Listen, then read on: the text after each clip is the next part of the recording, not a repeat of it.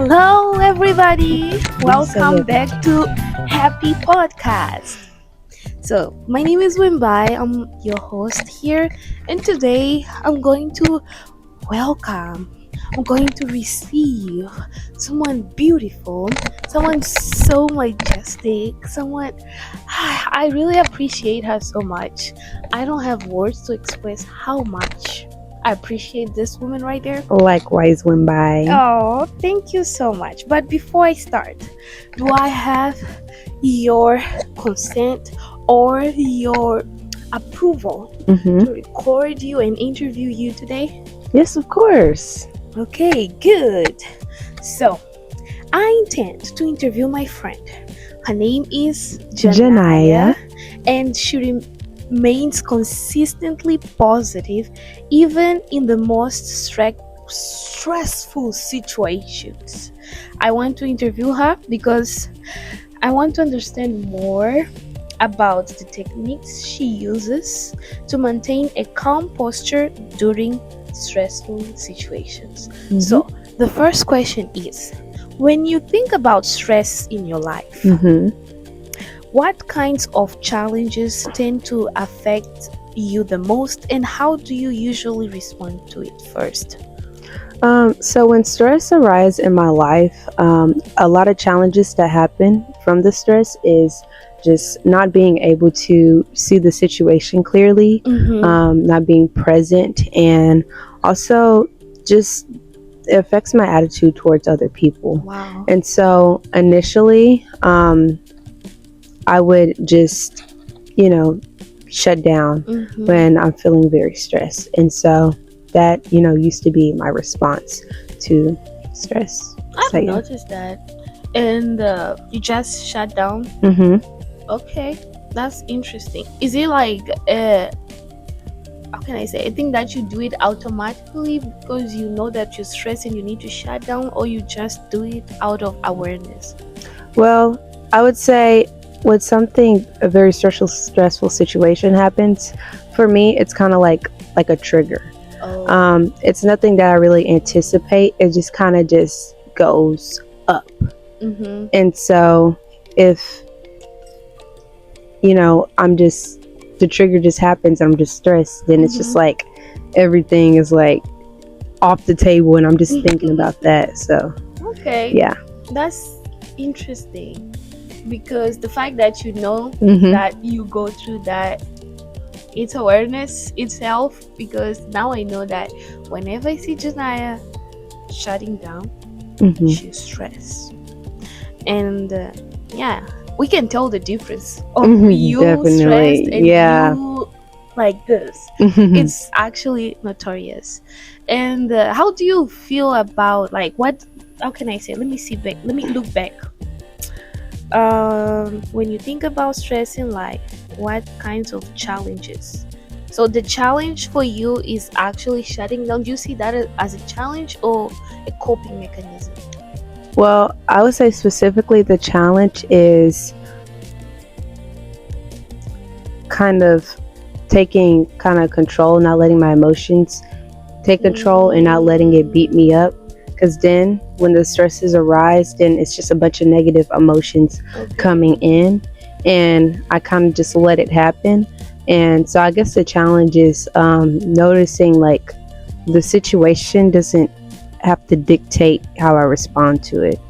So, yeah. Okay. Now we have a starting point. You know that allowing the stressful situation dominate all your emotions and all your mood is one of the challenges. So this is the second question. How do you think you can change that? Like, what are the things that you can do to help you overcome that challenge? So, what I have been doing to overcome that is kind of asking myself two questions. It's how do you feel and like what do you know? And so that kind of helps me decipher and kind of helps me think logically instead of emotionally. So, if I'm stressed out about the situations, like I feel stressed, I feel like a failure. And then it's like, what do you know? I know it's temporary. I know I can do more. I know there's other situations or solutions that'll help this. And so I ask myself that question and those questions, and it just kind of helps me come back, Okay, to that's a normal. So, beautiful technique. It kind of leans back to the term mindfulness. mm-hmm. It's all about putting every single thing in your mind Yeah, and think through it and not allow your emotions and the environment dictate how you're going to react over it. right. So that's actually a powerful technique. First you acknowledge that you're stressed, and then you ask the question how you feel it and what do you know about it. That's Mm-hmm. beautiful because you're not only relying on your emotions, but Mm-hmm. you're relying on what do you know about the situation. Mm-hmm. So Yeah. that's a beautiful technique. I'm Thank gonna you. take that with me. Okay, the third question is, can you share a moment when you turned a stressful situation into an opportunity for growth or learning? I want to say the time that I came to class and there's a quiz I didn't know about, Oh, and I didn't know because I didn't go to class previously. also they announce it when you're not in class and you Yeah, didn't know when you and they show didn't. next week. Yeah, they Wow. didn't announce it on campus or nothing, just in class, which is Wow. my fault because I didn't go. And Mm-hmm. so after that, I just completely just bombed the quiz. And so afterwards, I was just extremely stressed, and it was just emotions high and everything. And so I just went by the lake. I sat, I just been like just sat in stillness because I Mm-hmm. love to walk. But the thing about walking sometimes is just like, for me, it just gives this, sometimes it makes me feel urgent because I'm doing something, Mm-hmm. and it's like it makes it more overstimulating sometimes. Oh, okay. But when I sit down and actually just like calm down and just pray or just talk to the Lord, it Mm-hmm. regulates me, and then now I'm able to think clearly about other steps, and then best believe I didn't miss that class ever again. So Well, yeah. that's nice. Mhm.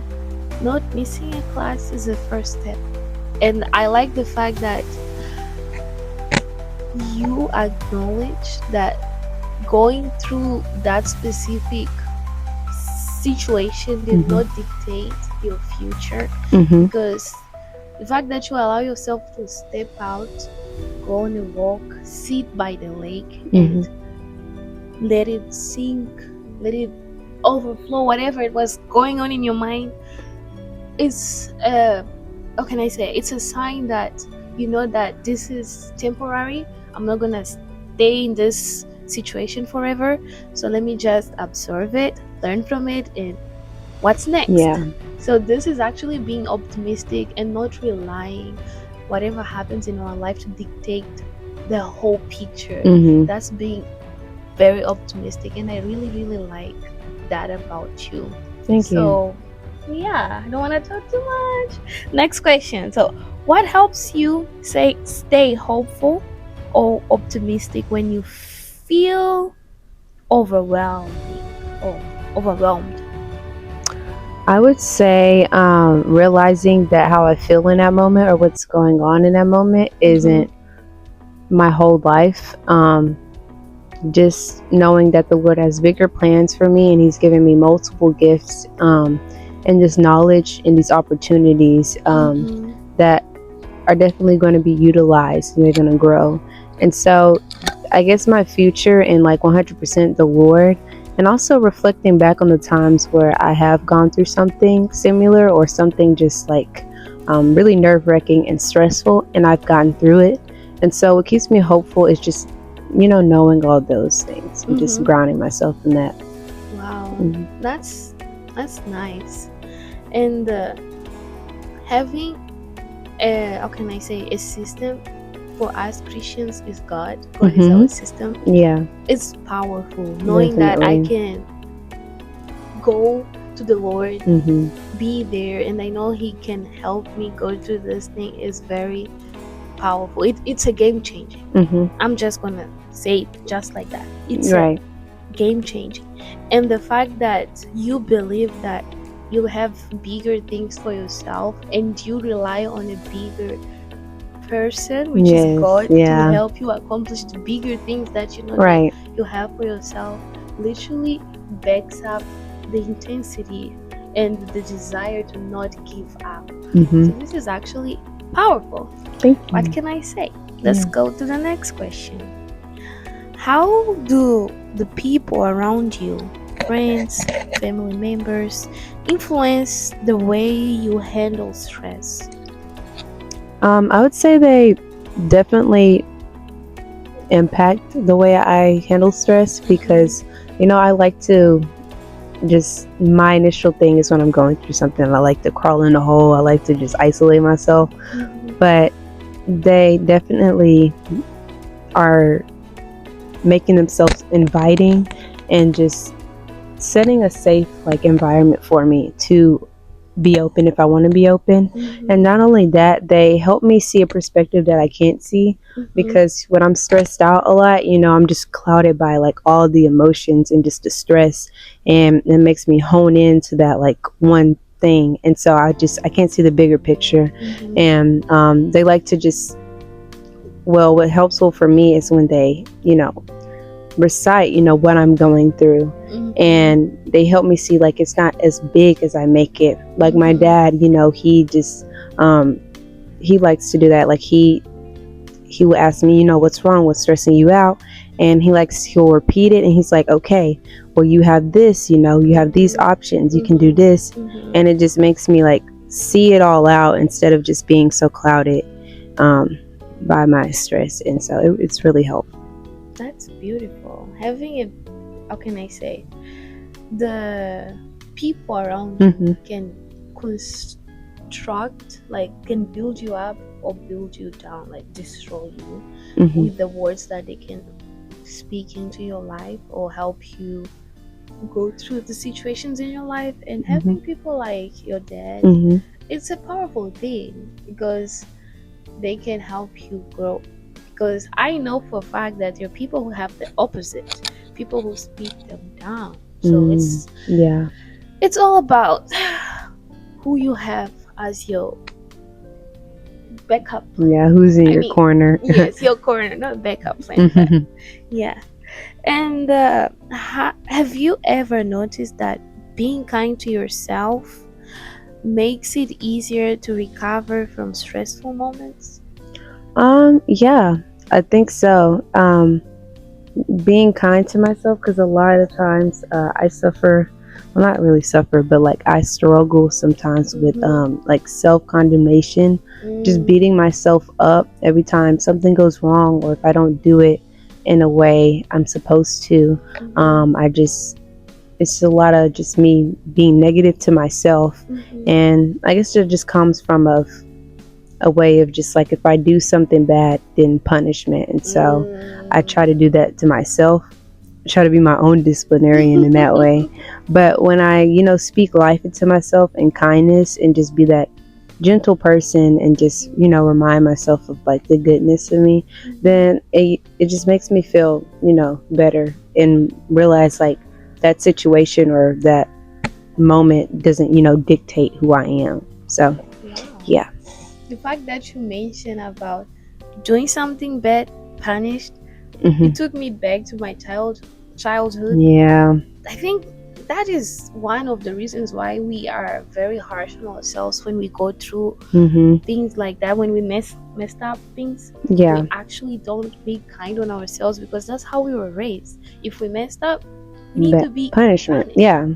So I feel like doing it in a different way, it helps with the stress, just like you say, because it reminds us that it's okay to make mistakes. Yeah. We don't have to make this a big deal. It's just a little mistake. It doesn't make me imperfect or a bad person or anything like that. Right. It's just a little mistake. I don't need to punish myself or beat myself up because of this. And as you say, it's going to be that little thing, but we make it a big thing in our mind. Yeah. So yeah, thank you so much. That was all I have for you, and I really enjoyed talking to you about techniques to go through stressful moments in our lives. Do you have anything to say to our viewers? Thank you for watching. Okay, so I guess we will see you guys next time. Bye bye. Bye.